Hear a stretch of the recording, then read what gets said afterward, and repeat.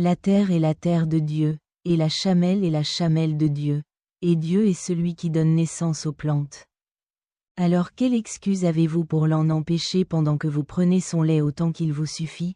Ne lui faites pas de mal. L'imam al-Tabari a dit dans son histoire, Tamoud a dit à Salih: apportez-nous un signe si vous êtes du nombre des véridiques. Alors Salih, que la paix soit sur lui, leur dit: allez sur une colline de la terre, et voici, cela peine. Comme une femme enceinte travaille. Leur haine du tourment et les ischio-jambiers de la chamelle. Dieu Tout-Puissant a dit.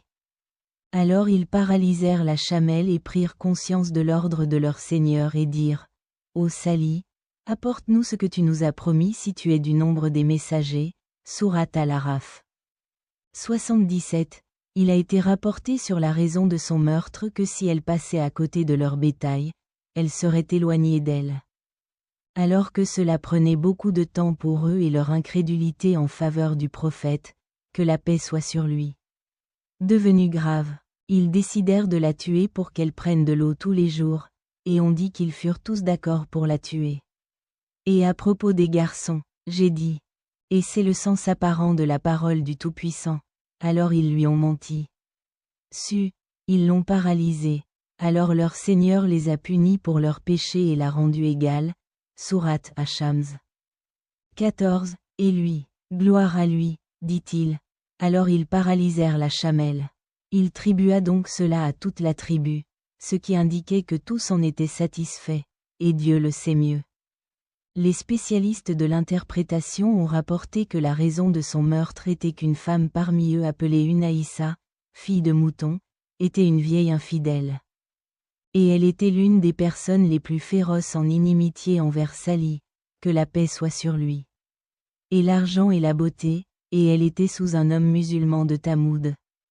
Alors elle s'est séparée de lui, donc ils ont été donnés à ceux qui s'engageaient à tuer la chamelle.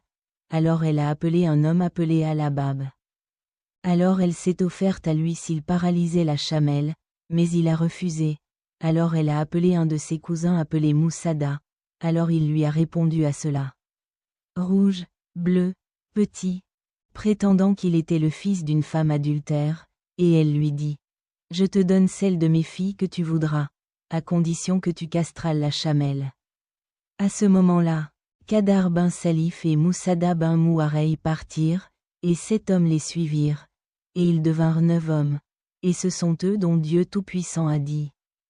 Et il y avait dans la ville 9 hommes qui propageaient la corruption dans le pays et ne le faisaient pas. Ils étaient les chefs de leur peuple, donc 92.